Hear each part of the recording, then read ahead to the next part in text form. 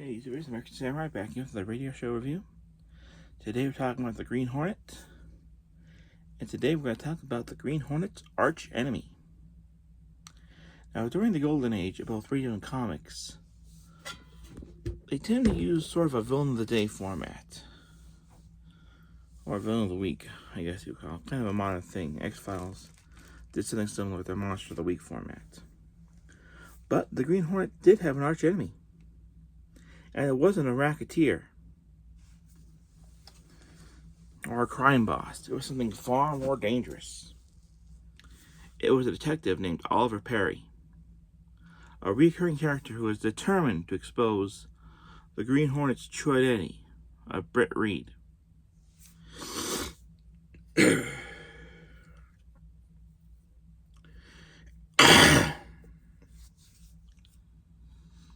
And he wasn't just some blundering detective. Oliver Perry was actually a very clever man, and appeared multiple times in the radio show.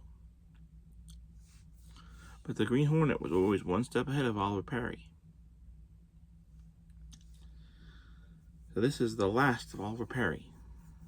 So this is the final chapter in the Oliver Perry saga, to use a phrase for Dragon Ball.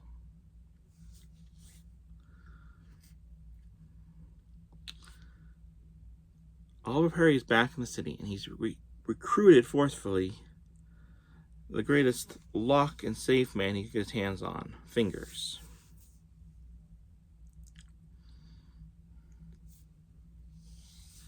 He intends to break into Britt Reed's apartment and find what he can and reveal that to everyone that Britt Reed is the Green Hornet.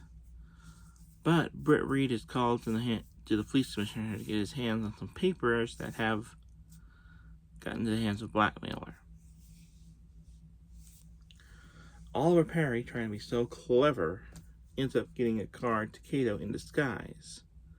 But Kato, in the TV show, was played by Bruce Lee, does it for fingerprints, and Perry, not wearing gloves, which had to be relatively dumb, finds out who it really is. So, Britt decides to pull on a plan of his own. Spoiler alert now.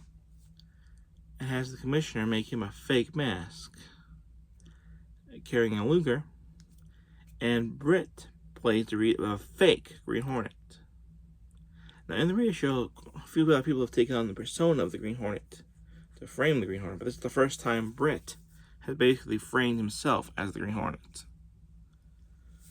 So when Oliver Perry unmasks the Green Hornet and finds the papers that the bad guy was trying to use to frame the chief police commissioner, he finds himself the butt of the joke. We find out that Britt was disguised as the Green Hornet to get the papers back.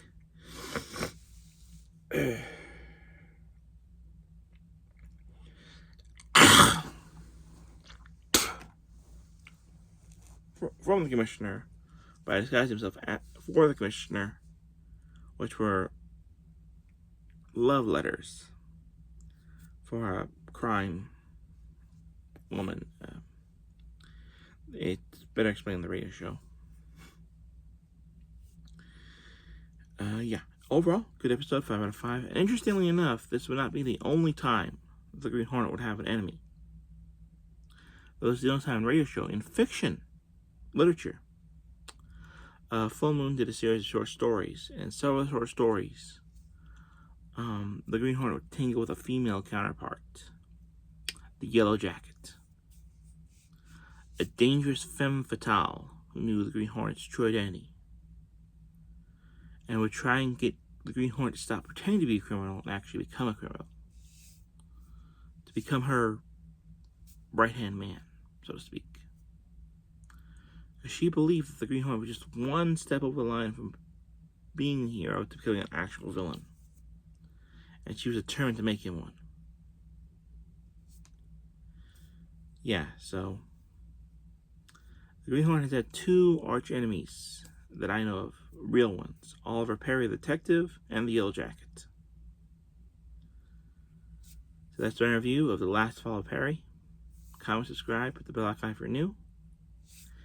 And like I said, with the Blue Beetle, I'll make sure to put this episode so you can check it out. It's worth checking out. And I hope you enjoy my reviews of both the Blue Beetle smashing the rackets and the last of Oliver Perry.